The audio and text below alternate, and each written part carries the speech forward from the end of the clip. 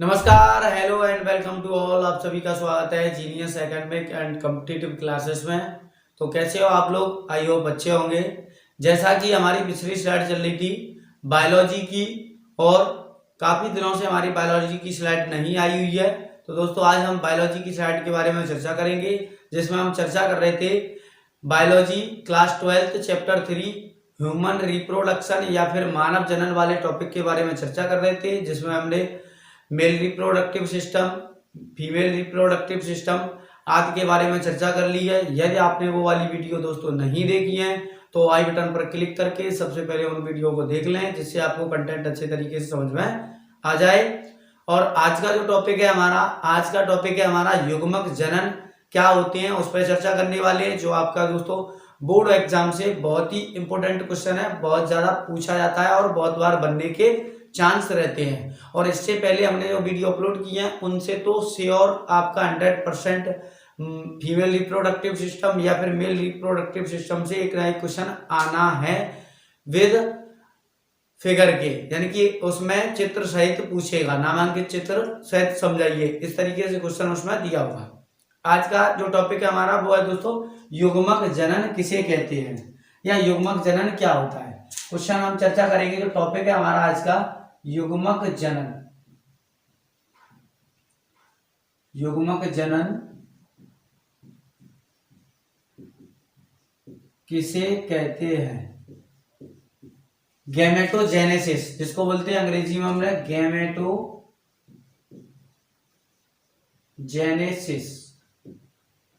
Gametogenesis किसे कहते हैं। गैमेट मीन्स युग्मक होते हैं, तो युग्मक जनन किसे कहते हैं और ये कितने प्रकार के होते हैं, ये कितने प्रकार के होते हैं, कितने प्रकार के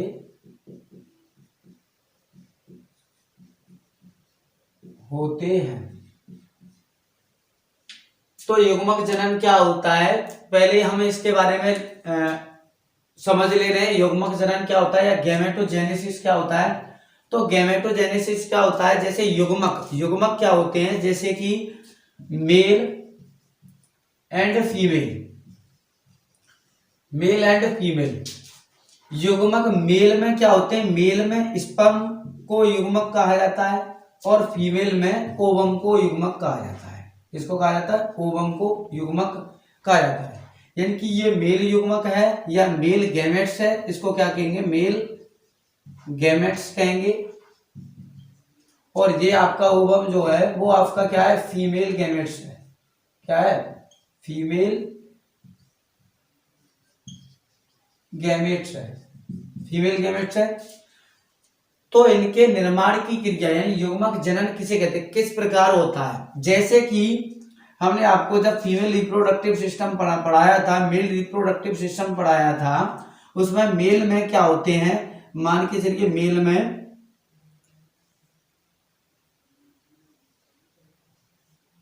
में इस प्रकार संरचना हमने बनाई थी और स्क्रोटम झिल्ली थी यहाँ पे आपका, जैसे सही से बना हुआ है, चलो इतना यहीं पे समझ लो। ये आपकी स्क्रोटम झिल्ली होती है, यानी कि स्क्रोटम होता है, इसमें क्या होते हैं आपके टेस्टिज होते हैं, टेस्टिज होते हैं इसमें टेस्टिज उपस्थित होते हैं। जैसा कि हम सही से इसको बना लें, इस प्रकार की संरचना थी।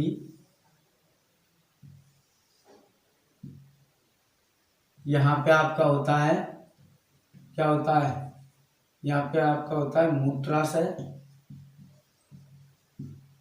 और यहाँ आपके ये संरचना निकल के यहाँ से जा रही होती हैं और इस प्रकार यहाँ से इस प्रकार जुड़ी हुई होती हैं, इस प्रकार जा रही होती है।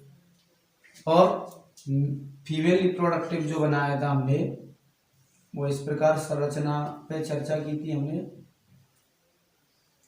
थोड़ा सा चर्चा करेंगे दोस्तों। यदि पहली वाली आपने वीडियो नहीं देखी है तो उनको जरूर देख लें, जिससे आपको अच्छे तरीके से समझ में आ जाएगा।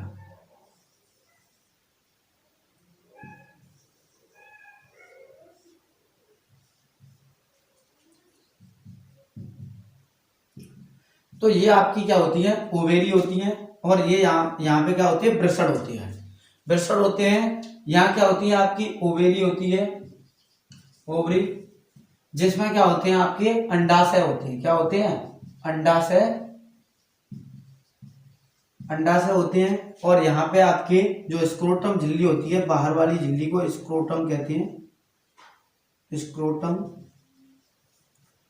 तो उसके अंदर क्या होते हैं?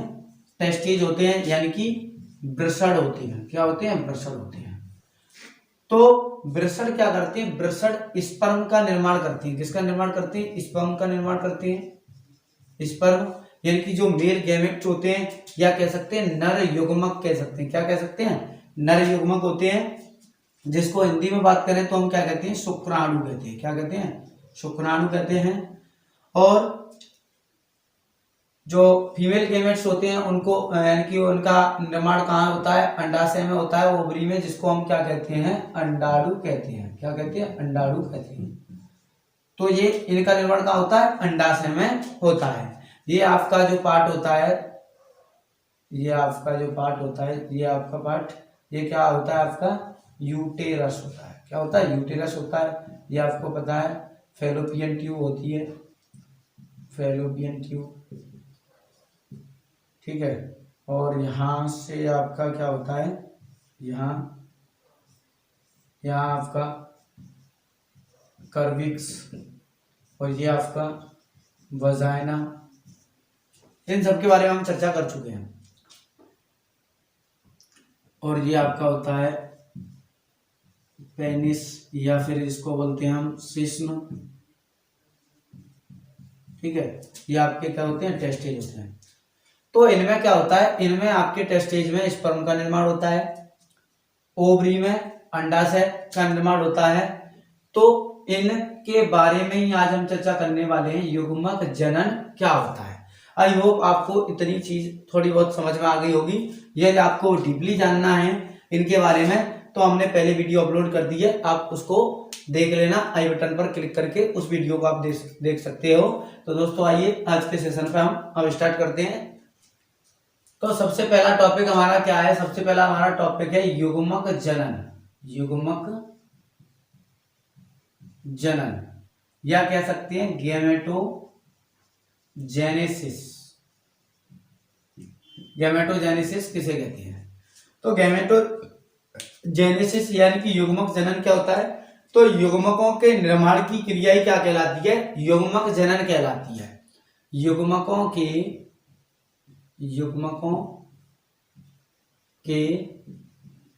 निर्माण को युग्मक जनन कहते हैं।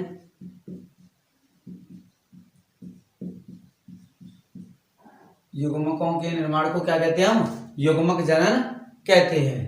और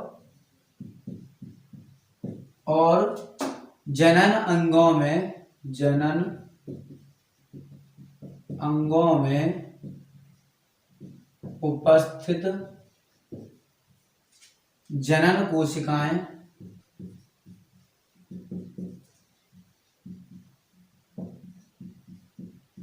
जनन कोशिकाएं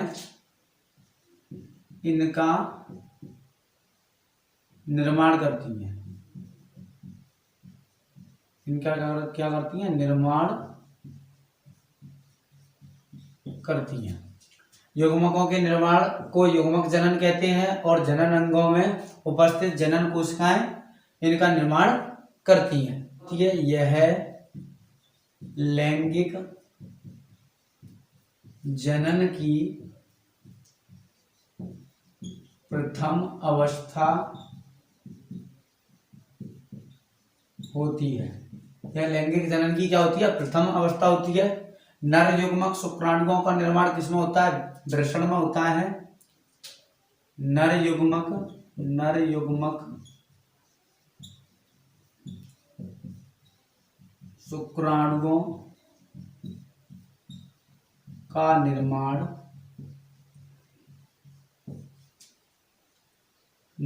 शुक्राणुओं का निर्माण वृषण में होता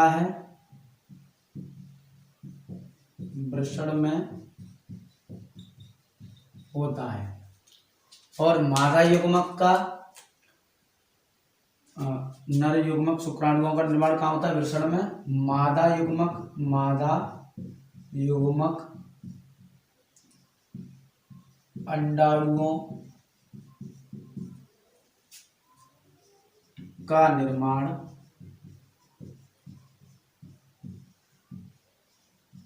अंडाशय में होता है।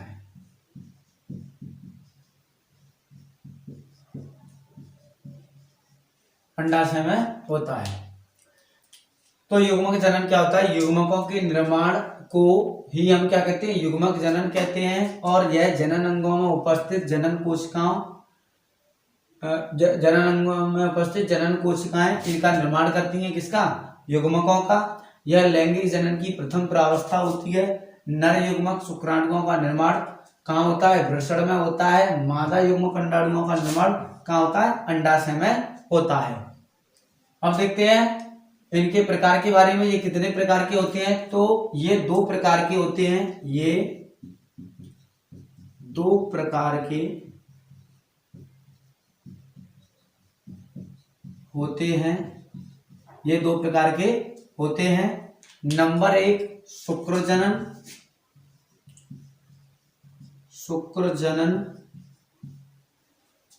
और नंबर दूसरा होता है अंडजनन। Number 1 शुक्रजनन, number 2 अंडजनन। तो अब हम चर्चा करेंगे शुक्रजनन पर। तो यदि आपको इसका स्क्रीनशॉट लेना है तो आप स्क्रीनशॉट ले सकते हैं। फिर हम इसको इरेज करके हम शुक्रजनन पर चर्चा करने वाले हैं। तो अब हम चर्चा करते हैं शुक्रजनन पर।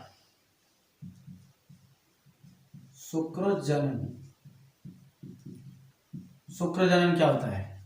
तो शुक्राणुओं के निर्माण की क्रिया शुक्रजनन कहलाती है। शुक्राणुओं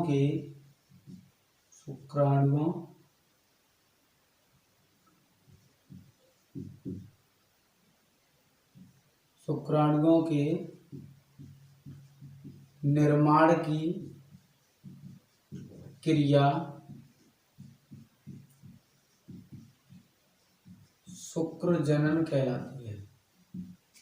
शुक्रजनन कहलाती है। नर के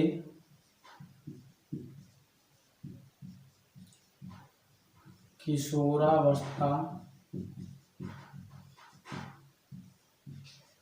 में पहुंचने पर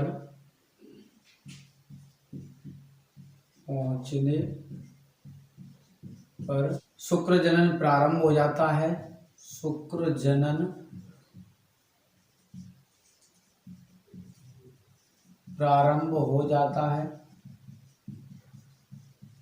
शुक्रजनन क्या हो जाता है? प्रारंभ हो जाता है। शुक्राणुओं के निर्माण की क्रिया को हम शुक्रजनन कहते हैं। और नर के किशोरावस्था में पहुंचने पर शुक्रजनन क्या हो जाता है? प्रारंभ हो जाता है। और शुक्रजनन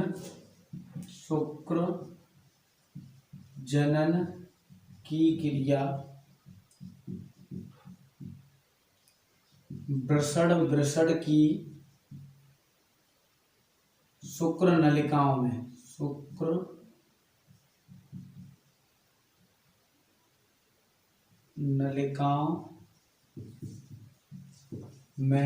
उपस्थित शुक्रजनन की क्रिया वृषण की शुक्र नलिकाओं में उपस्थित नर जर्म कोशिका, या इसको बोलते हैं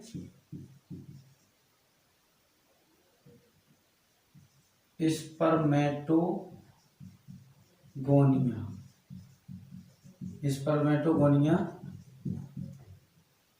से होती है। यही शुक्र जनन की क्रिया जो है, शुक्राणुओं का जो निर्माण है वो वृषण की शुक्र नलिकाओं में उपस्थित नर जर्म कोशिकाओं, जिन्हें स्पर्मेटोगोनिया कहते हैं, उससे होती है। तो यह है शुक्रजनन। शुक्रजनन क्या होता है? तो शुक्राणुओं के निर्माण की क्रिया शुक्रजनन कहलाती है। नर के किशोरावस्था में पहुंचने पर शुक्रजनन प्रारंभ हो जाता है। शुक्रजनन की क्रिया वृषण की शुक्र नलिकाओं में उपस्थित नर जर्म कोशिकाओं या फिर स्पर्मेटोगोनिया से होती है। तो शुक्रजनन नलिका में क्या बनते हैं, स्पर्म बनते हैं। अब थोड़ा सा हम शुक्राणु की संरचना पर भी चर्चा कर लेना है, क्योंकि क्वेश्चन बनता है शुक्राणु की संरचना का सचित्र वर्णन बनाइए। तो शुक्राणु की संरचना भी देख ले रहे हैं हम। शुक्राणु की संरचना, शुक्राणु की संरचना क्या होती है। तो शुक्राणु की संरचना देखते हैं हम।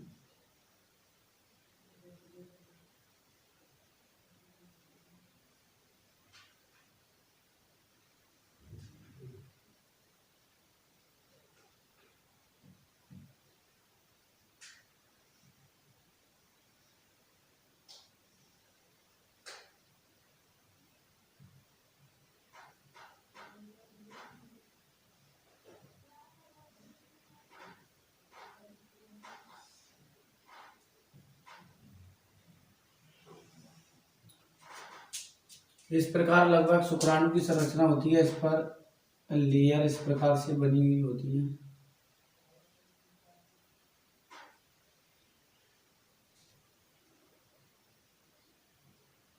यहाँ पे थोड़ा सा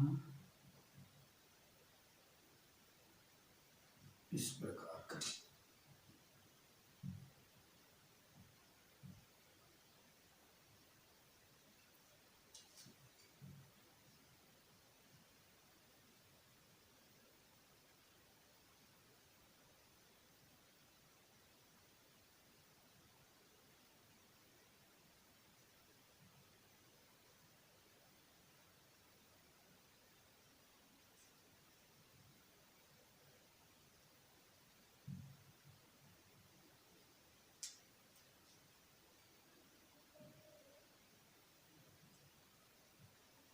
इस प्रकार से संरचना होती है इसकी।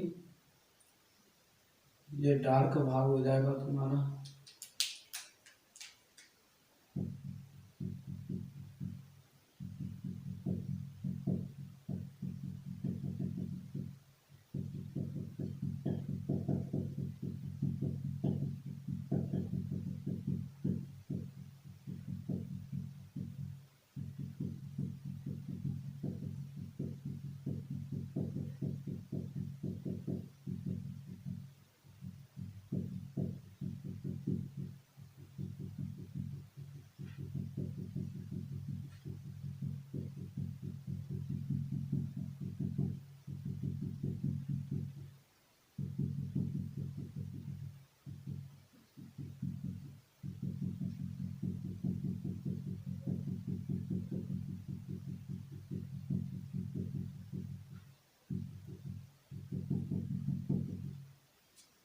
इस प्रकार से संरचना होती है। ये आपका होता है माइटोकॉन्ड्रिया। माइटोकॉन्ड्रिया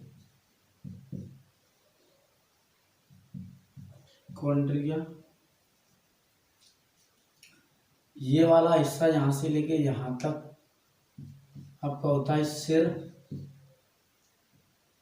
यहां तक। और ये वाला जो पार्ट है इसको बोलते हैं हम नेक, यानी कि कह सकते हैं गर्दन। ये वाला पार्ट है आपका पूंछ,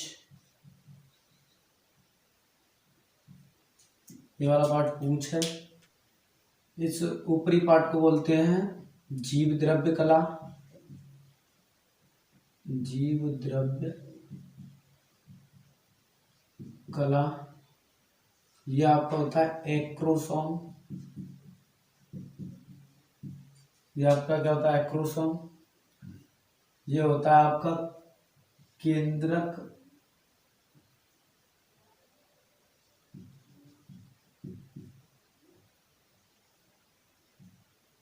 गुणसूत्र, केंद्रक गुणसूत्र पदार्थ, केंद्रक गुणसूत्र पदार्थ होता है। और ये आपका जो माइटोकॉन्ड्रिया है वो तैरने के लिए ऊर्जा प्रदान करती है।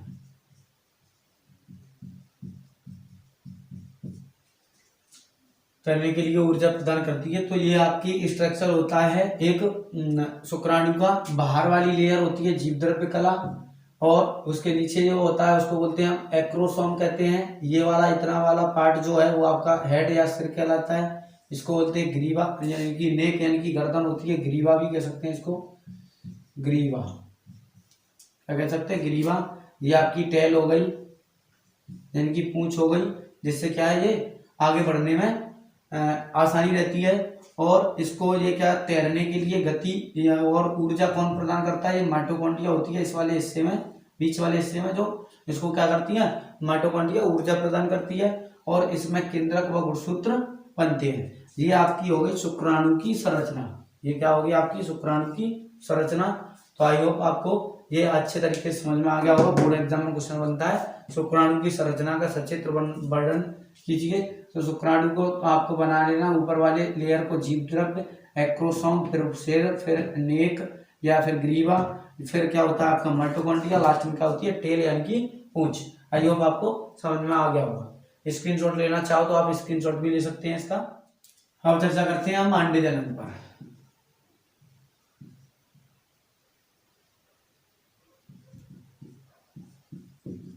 अंड जनन क्या होता है, तो अंडों के निर्माण की क्रिया ही अंड जनन कहलाती है। अंडों के निर्माण की क्रिया ही अंड जनन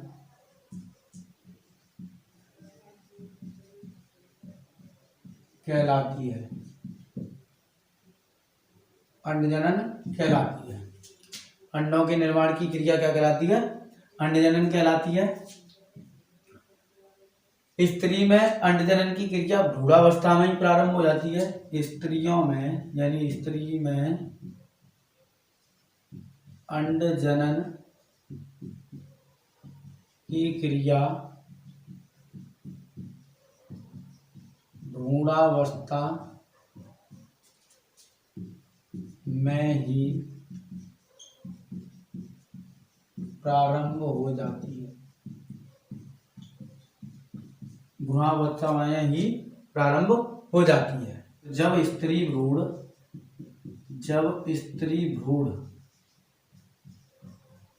25 सप्ताह, जब स्त्री का जो भ्रूण होता है, यानी कि स्त्री के भ्रूण में भी मादा है, भ्रूण में मादा है, तो जब स्त्री भ्रूण यानी कि स्त्री का जो भ्रूण होता है, यानी कि भ्रूण जो है वो स्त्री है यानी फीमेल है उसमें, यानी कि फीमेल भ्रूण है।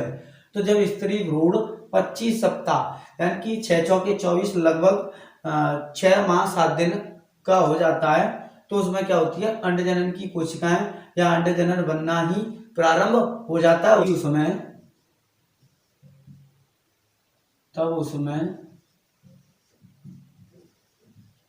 अंड जनन कोशिकाएं बनने लगती है। अंड जनन कोशिकाएं बनने लगती हैं। जब स्त्री भ्रूण 25 सप्ताह का होता है तभी उसमें क्या होती है अंड जनन कोशिकाएं बनने लगती है। तो अंड जनन क्या होता है, अंडों के निर्माण की क्रिया ही अंड जनन कहलाती है। स्त्री में स्त्री में अंड जनन की क्रिया भ्रूणावस्था में ही प्रारंभ हो जाती है। जब स्त्री भ्रूण 25 सप्ताह का होता है, 25 सप्ताह का होता है, तब उसमें अंडजनन कोशिकाएं बनने लगती हैं। और ये अंडजनन कोशिकाएं क्या होती हैं, समसूत्री विभाजन करती हैं। समसूत्री विभाजन करके ये अपनी संख्या को बढ़ा लेती हैं, समसूत्री विभाजन से अपनी संख्या को बढ़ा लेती हैं। लेकिन फिर उसके बाद ये प्रथम अपनी प्रावस्था में पहुंच जाती है, तो ये विभाजन क्या होता है, रुक जाता है। फिर इनके निर्माण की प्रक्रिया कब चालू होती है, जब मादा जो है वो अपनी प्यूबर्टी एज में कदम रखती है, यानी कि प्यूबर्टी युवावस्था में यानी कि यौवन अवस्था में पहुंचती है, युवावस्था में पहुंचती है, तब अंडजनन की क्रिया पुनः प्रारंभ हो जाती है। तो आई होप आपको ये भी समझ में आ गया होगा। एक बार फिर बता देता हूँ, अंडों के निर्माण की क्रिया को अंडजनन कहते हैं। स्त्री में अंडजनन की क्रिया भ्रूण अवस्था में ही प्रारंभ हो जाती है, लेकिन वो क्या हो जाती है, बंद हो जाती है, रुक हो जाती है अस्थायी रूप से। जब स्त्री भ्रूण 25 सप्ताह का होता है तो 25 सप्ताह यानी कि 6 महीने से ऊपर का होता है तभी उनमें अंडजनन कोशिकाएं बनने लगती हैं। लेकिन जब ये अंडजनन कोशिकाएं समसूत्री विभाजन द्वारा अपनी जो संख्या है उसको वृद्धि कर लेती है, समसूत्री विभाजन जितना कोशिकाएं जितनी ज्यादा विभाजन होंगी उतना ही उनमें क्या होती है, वृद्धि होती है। तो उसके बाद ये प्रथम प्रावस्था में पहुंचने के बाद उसमें क्या होता है, एक ब्रेक लग जाता है यानी कि स्टॉप हो जाती है, उनमें विभाजन नहीं होता है, अंडजनन कोशिकाएं अस्थायी रूप से रुक जाती हैं। जब महिलाएं अपनी प्यूबर्टी में पहुंचती हैं यानी कि 13-14 की साल में पहुंचती हैं, फिर अंडजनन की क्रिया बनना प्रारंभ हो जाती है। तो आई होप आपको ये भी समझ में आया होगा। अब इससे रिलेटेड हम क्वेश्चन हमने क्या कर लिया, अंडजनन युग्मक जनन किसे कहते हैं आपको अच्छे तरीके से समझ में आ गया होगा। अब क्वेश्चन एक ये पूछता है कि अंड शुक्र जनन और अंड जनन में अंतर क्या होता है, तो अब हम उसके बारे में भी चर्चा कर लेना, शुक्र जनन और अंड जनन के बारे में। तो नेक्स्ट क्वेश्चन हमारा क्या बनेगा, यहाँ से नेक्स्ट क्वेश्चन हमारा बनेगा शुक्र जनन तथा अंड जनन। अंड जनन में अंतर, शुक्र जनन तथा अंड जनन में क्या अंतर होता है, ये भी क्वेश्चन आपका बनता है। तो यहाँ पे हम ये भी करे ले रहे हैं क्वेश्चन, तो ये हमारा टॉपिक क्लियर हो जाएगा, हमारा टॉपिक क्लियर हो जाएगा। तो इधर लिख लेंगे हम शुक्र जनन, इधर क्या हो जाएगा हमारा शुक्र जनन, और इधर हो जाएगा हमारा अंड जनन। तो पहला पॉइंट देखते हैं शुक्र जनन क्या होता है। तो शुक्राणुओं की सबसे पहला पॉइंट हमारा क्या हो जाएगा, अंतर में शुक्राणुओं का निर्माण शुक्र जनन कहलाता है, अंडाणुओं का निर्माण क्या कहलाता है अंड जनन। तो शुक्राणुओं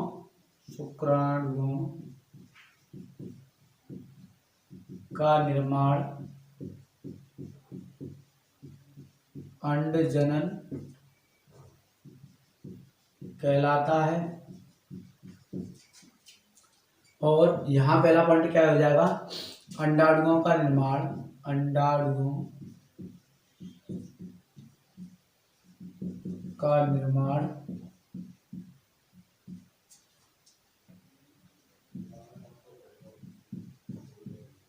अंड जनन कहलाता है।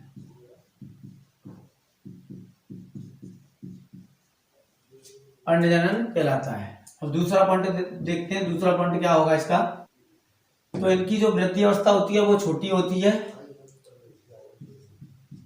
इनकी वृद्धि अवस्था छोटी होती है, इनकी वृद्धि अवस्था क्या होती है, छोटी होती है। और इनकी वृद्धि अवस्था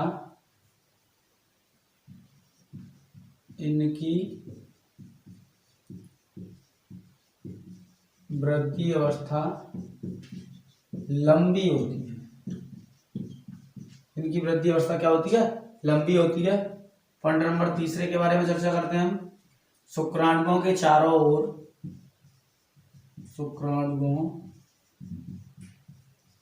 के चारों ओर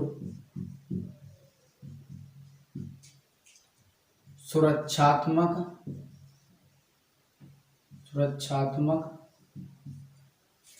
आवरण का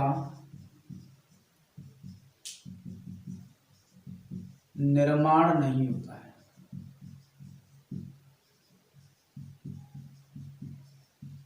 सुरक्षात्मक आवरण का क्या होता है, निर्माण नहीं होता है। शुक्राणु के चारों ओर सुरक्षात्मक आवरण नहीं पाया जाता, लेकिन इधर पाया जाता है। तो अंडाणुओं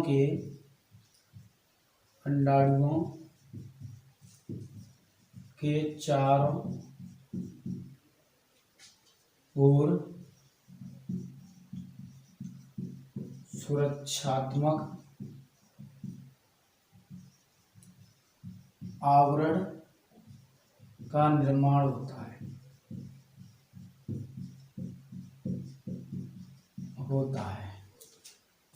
पॉइंट नंबर चौथा देखते हैं हम। इसमें सभी शुक्र जनन कोशिकाएं शुक्राणुओं का निर्माण करती हैं।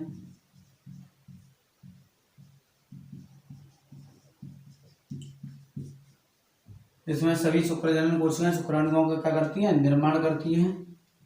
और इधर हो गया, इसमें केवल एक अंडजनन कोशिका अंडाणुओं का निर्माण करती है। अंडाणुओं का निर्माण करती है। अगला पॉइंट है शुक्राणुओं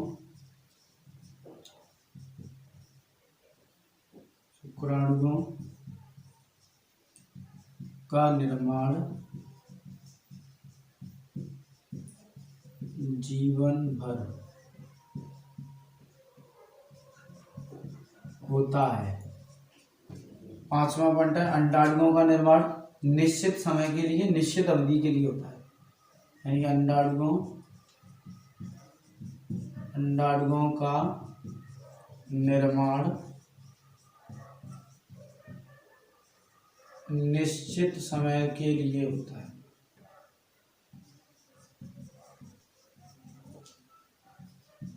निश्चित समय के लिए होता है। तो अब 5 पॉइंट काफी है। यहाँ पे एक बार हम चर्चा करें ले लें। शुक्राणुओं का निर्माण क्या कहलाता है? शुक्राणुओं का निर्माण अंडजनन कहलाता, शुक्राणुओं का निर्माण शुक्रजनन होगा। यहाँ पे क्या होगा? शुक्रजनन कहलाता है। और अंडाणुओं का निर्माण अंडजनन कहलाता है। इनकी वृद्धि अवस्था छोटी होती है। इनकी वृद्धि अवस्था कैसी होती है? लंबी होती है। शुक्राणुओं के चारों ओर सुरक्षात्मक आवरण का निर्माण नहीं होता है, जबकि अंडाणुओं के चारों ओर सुरक्षात्मक आवरण का निर्माण होता है। इस समय सभी शुक्रजनन कोशिकाएं शुक्राणुओं का निर्माण करती हैं। यानी कि शुक्रजनन कोशिकाएं जितनी होती हैं सब शुक्राणुओं के निर्माण में भाग लेती हैं। लेकिन इसमें क्या होती है? केवल एक अंडजनन कोशिका अंडाणुओं का निर्माण करती है। शुक्राणुओं का निर्माण जीवन भर होता है और अंडाणुओं का निर्माण जीवन भर नहीं होता है, निश्चित समय के लिए होता है। तो वीडियो आपको कैसा लगा? अच्छा लगे लाइक करें, शेयर करें, कमेंट जरूर करें। और दोस्तों यदि आप हमारे चैनल पर नए हैं तो चैनल को सब्सक्राइब करना ना भूलें और बेल आइकन को जरूर प्रेस कर लें, जिससे हम कोई भी नया वीडियो अपलोड करते हैं उसका नोटिफिकेशन सबसे पहले आपके पास पहुंच जाए। और दोस्तों वीडियो को ज़्यादा से ज़्यादा शेयर कर दिया करें, लाइक ज़रूर कर दिया करें, जिससे आपके एक लाइक से हमारा मोटिवेशन बढ़ता है और इसी प्रकार हम आपके लिए वीडियो लाते रहेंगे। तो थैंक्स फॉर वॉचिंग।